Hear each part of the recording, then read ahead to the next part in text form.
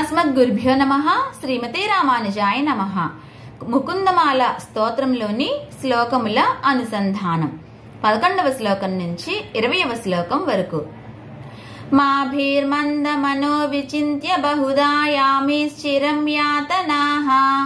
నామీనః ప్రభవంతి పాపరిపవస్వామి నను శ్రీధరః ఆలస్యం వ్యపనీయ భక్తి సులభం ధ్యాయస్వ నారాయణం లోకస్య వ్యసనాపనోదన కరో దాసస్య కిం న క్షమః భవజలదిగతానాం ద్వంద్వవాతాహతానాం సుతదుహితృకలత్రత్రాణ భారార్దితానాం విషమ విషయతో ఏ మజ్జతామప్లవానాం భవతు శరణమేకో విష్ణుపోతో నరాణాం భవజలదిమగాధం దుస్తరం నిస్తరేయం కథమహమితి చేతసో మాస్మగాః కాతరత్వం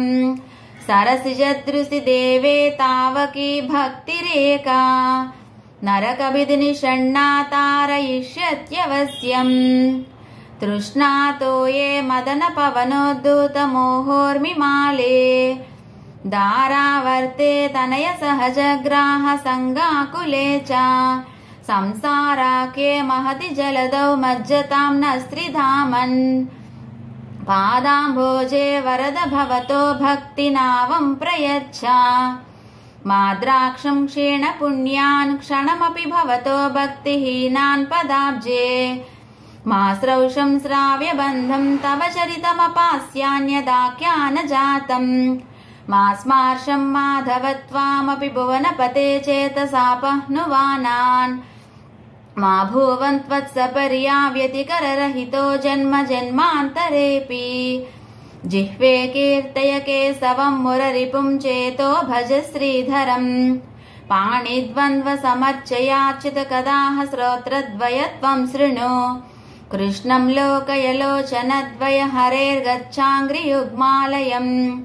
జగ్రగ్రాణ ముకుంద పాద తులసి మూర్ధన్నమాదోక్షజం హే లోకా శృణుత ప్రసూతి మరణ వ్యాధే చికిత్సామి మాం యోగజ్ఞా సముదాహరంతి మునయో యాం యాజ్ఞవల్క్యాదయః అంతర్జ్యోతిరమేయమేకమమృతం కృష్ణాఖ్యమాపీయతాం తత్పీతం పరమౌషధం వితనుతే నిర్వాణమాత్యంతికం హే మర్త్యాః పరమం హితం శృణుతవో వక్ష్యామి సంక్షేపతః సంసారార్ణవమాపదూర్మి బహుళం సమ్యక్ ప్రవిశ్య స్థితాః నానాజ్ఞానమపాస్య చేతసి నమో నారాయణాయేత్యముం మంత్రం స ప్రణవం ప్రణామ సహితం ప్రావర్తయద్వం ముహుః పృథ్వీరేణురనుః పయాంసి కణికాః ఫల్గుస్ఫులింగో లఘుః తేజో నిస్వసనం మరుత్తనుతరం రంధ్రం సుసూక్ష్మం నభః క్షుద్రారుద్రపితామహ ప్రభృతయః కీటాः సమాస్తాస్తురాः దృష్టే యత్ర సతావకో విజయతే భూమావధూతావధిః బద్ధేనాంజలినా నతేన శిరసా గాత్రైః సరోమోద్గమైః కంఠేన స్వరగద్గదేన నయనేనోద్గీర్ణ భాష్పాంబునా నిత్యం త్వచ్చరణారవిందయుగళధ్యానామృతాస్వాదినాం అస్మాకం సరసీరుహాక్ష సతతం సంపద్యతాం జీవితం.